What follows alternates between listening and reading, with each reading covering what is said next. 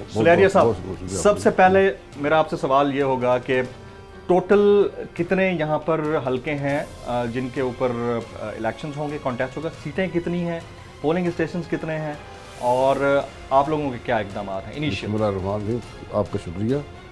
हमारे आज़ाद शिविर में 33 हल्के 33 जी और पाकिस्तान में 12 हल्के, इस तरह कुल हो गए 45 हमारे 45 तो इसमें हमारे आज़ाद शिविर 5100 कुछ पोलिंग स्टेशन हैं, 1018 पाकिस्तान के, 6200 के लगभग बनते हैं सारे पोलिंग स्टेशन।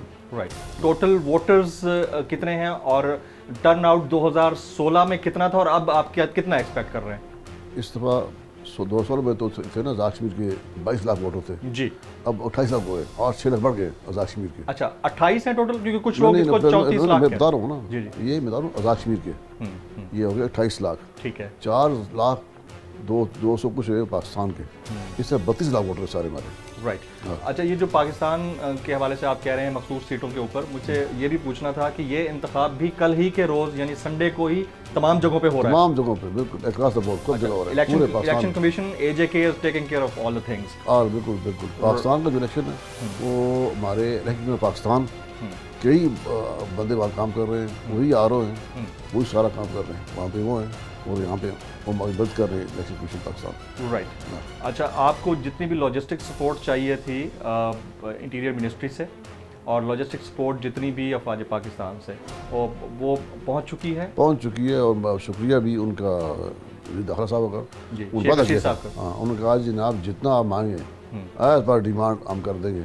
जो मैं डिमांड की थी, हमारी डिमांड थी आर्मी की मौजूदगी जरूर, तो आर्मी चीफ साहब की मेहरबानी उन्होंने आखिर बिलाखिर इस पर हमारी बात को माना और आर्मी भी इसमें पार्टिसिपेट कर रही है। बाकी सब आर्म फोर्सेस जो भी हैं, FC है, पंजाब रेंजर्स है, सिंध रेंजर्स है, ये अपना फ्रंटियर कोर है, सब आ रहे हैं, PC पर पंजाब कंस्टिट्यूंसी है, ये हमारे पास वाफर तादाद मौजूद हो आ रहे हैं। Right. Let's talk about the D-Day यानी इलेक्शन वाला दिन। इलेक्शन वाले दिन के हवाले से कोड ऑफ कंडक्ट क्या बनाया है इलेक्शन कमीशन ऑफ पाकिस्तान ने? इलेक्शन पोलिंग का आगाज़ कब होगा, इख्तिताम कब होगा, और साथ साथ मुझे ये भी जानना है कि आप लोग नताइज की अनाउंसमेंट का कौन सा तरीका अडॉप्ट करेंगे जो आप कहते हैं कि डिफरेंट होगा 2016 से? 2016 में तो था ना टाइमिंग 1 घंटे रिजल्ट आ जाता था, अब हमने ये किया कि 2 घंटे कर दिए इसमें।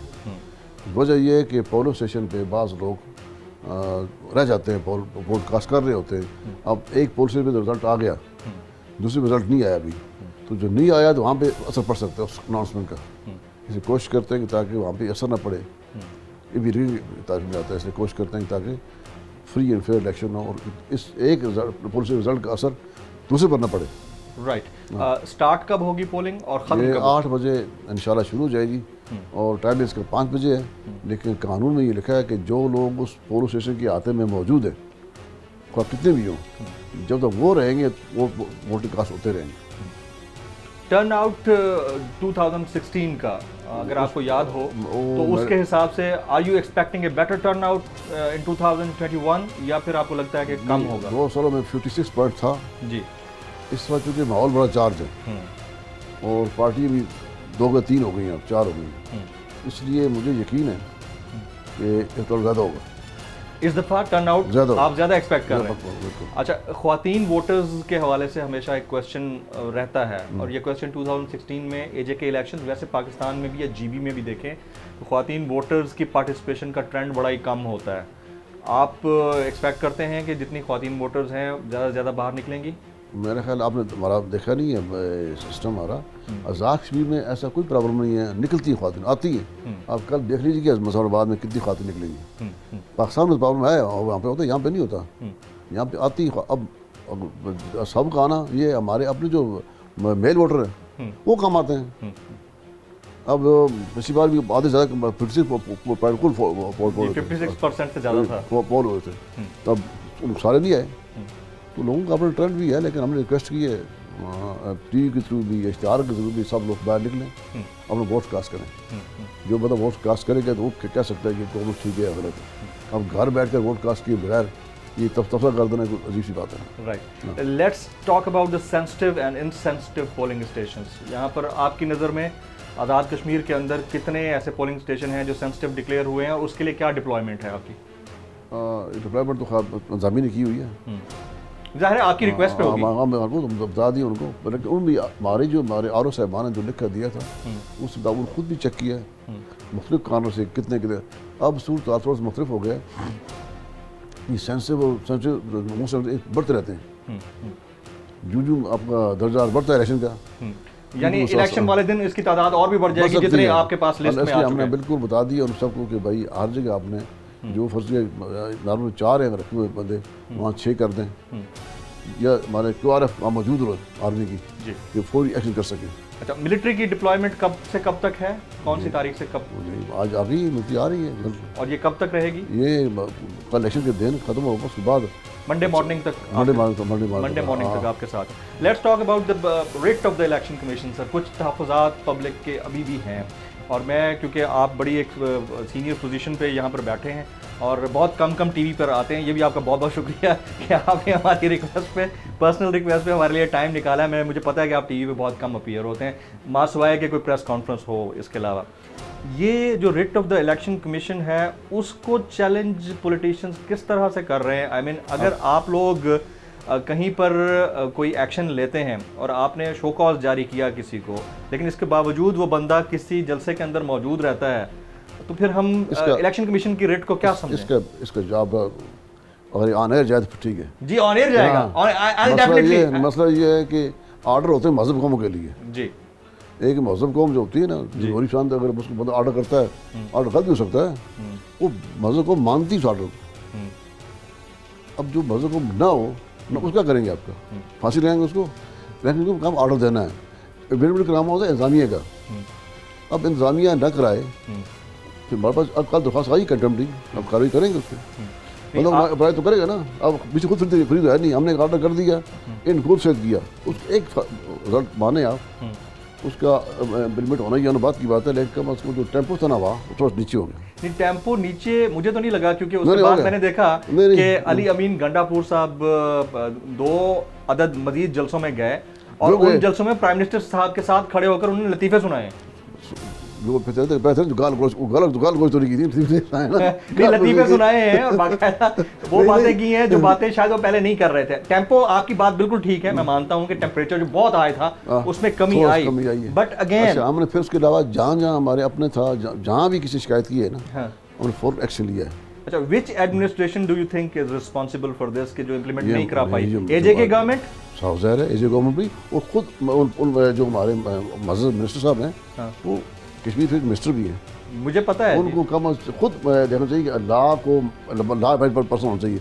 अब मसला मुझसे सवाल करते हैं, अब सुप्रीम कोर्ट पाकिस्तान ने फैसला किया कि पंजाब के दायरे बहाल कर दें, जाती था बहाल हुए नहीं, जहाँ अब हम सवाल लेना कि बहाल क्यों नहीं है।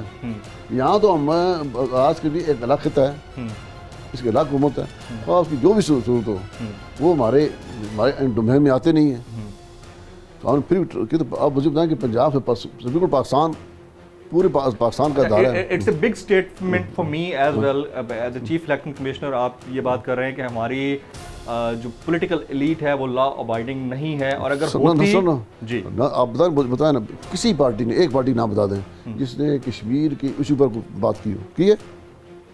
मैं तो बिल्कुल खुलकर देख रहा हूँ, जो भी बात कर रहा है वो पॉलिटिकल पॉइंट स्कोरिंग हो रही है। असल मसला हमारा ये इलाका बड़ा एहसास है, हमारा साथ दुश्मन है इंडिया। हमने जो मैसेज यहाँ से देना है वो ये देना है कि हमारे लोग लाइव हैं और ये बड़ी पसंद है, ये हम मैसेज देना उनको कि हम मैसेज दे पाएँ।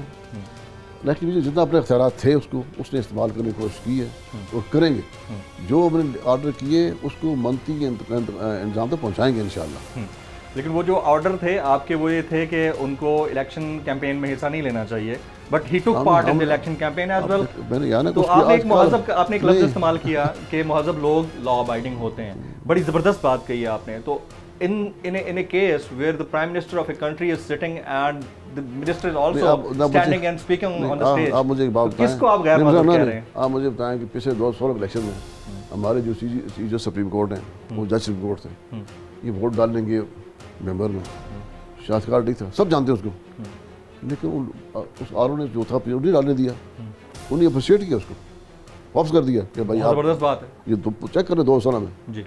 तो इस वक्त कहने लगा मैं जी मैं तो यहाँ से ले जाना अपना ये लोग फिर वापस पड़ा। अब ये लोग हैं ना जो काम जो आपके एक अपने अमल से जो आप फैला रहे हैं आप अमल क्या है। आपको लगता है कि प्राइम मिनिस्टर को अली अमीन गंडापुर साहब को रोकना चाहिए था कि आप ना करें? हमने जनाब उनको खत लिखा प्राइम साहब को, बड़े काबिल एहतराम उनको खत लिखा, हाँ बड़ा लिखा जनाब की मेहरबानी करे, ये चूँकि एहसास करता है यहाँ जो ऐसी बातें होती चल पैदा होता है। कोई जवाब आया उसके ऊपर? कोई जवाब नहीं आया, कोई जवाब नहीं आया। उल्टा अगले जलसों के अंदर वो पार्टिसिपेट कर रहे थे। छोड़ो क्या करते हैं मेरा पहले बता दी ना जी, एक बंदा कोर्ट ऑर्डर करती है उसको इम्प्लीमेंट करना होता है जामिया के, और अगर नहीं करता पता दरख्वास्त देते हैं मेरी इम्प्लीमेंट नहीं हो रहा, दरख्वास्त का लागी हमारे पास किसी ने दिया आकर कैटन कार्रवाई करेंगे वो तो देख लेंगे ना। अच्छा, तो ये फिर ये बात एक और चीज़ का भी इंडिया देती है कि election commission as an institution तो ऑर्डर देता है और एक्शन भी लेता है, बट वो इम्प्लीमेंट नहीं होता तो इलेक्शन कमीशन नो मास इसके बाकी तमाम ऑर्डर इम्प्लीमेंट हुए हैं, लोग मुअत्तल हुए हैं, अच्छा, गिरफ्तारियाँ भी हुई हैं। अच्छा, आज मैंने नाज़िम तालीम बुलाया था, ऑर्डर कर दिया उसने, वो आज मनसूख किया मैंने उसने तो वादे कर दिया। जो भी था बिल्कुल आज़ाद के अंदर जो भी ऑर्डर करते हैं वो इम्प्लीमेंट होता है, वो सारे के सारे हुए हैं बिल्कुल मासवाए इसके भी एक तर्जीह दे रहे हैं कुछ लोग कि जनाब ने कहा था बाहर निकल जाए, वो चले गए थे, यानी उस लम्हे चले गए, उसके बाद उन्होंने आपने नहीं कहा कि वापस सुना है। आपके आरओ की तरफ से जो आया था वो क्या था कि उनके ऊपर कोई पाबंदी थी इलेक्शन कैंपेन के दौरान अपीयर ना होने की जलसों में, या सिर्फ उस लम्हे के लिए था? और क्या उनके हमारे पास क्या है? मैं इनकी बात अली अमीन गंडापुर साहब हमारे पास तो हमने एक वीडियो किसी भेजी थी जनाब, ये उस पर हमने कार्रवाई की थी। वो कार्रवाई यही थी कि वो इलेक्शन कैंपेन में हिस्सा नहीं ले सकते। पहले हम तलब किया उसको, लिखा अपने आरओ साहब को, आप इंक्वायरी करें क्या है, तो ये जो बंदा उम्मीदवार है क्या इसकी भी पार्टिसिपेशन है या नहीं, उसमें इंक्वायरी वगैरह की कि इसकी पार्टिसिपेशन नहीं है, ये लिखा मैंने। फिर मैंने उसकी रिपोर्ट की, उसके बाद बगैर समात किए बगैर किसी को सुने आपने रिपोर्ट कर दी, दोबारा उसको तलब करें, अभी वो कार्रवाई जारी है, अभी कार्रवाई जारी है। Absolutely right. एक आखिरी सवाल सर के इलेक्शंस बड़े ज़बरदस्त होते हैं, फ्री एंड फेयर, हमने जीबी को भी कवर किया, आज़ाद कश्मीर के इंतखाबात एक्सपेक्टेड यही है कि फ्री एंड फेयर होंगे इंशाल्लाह।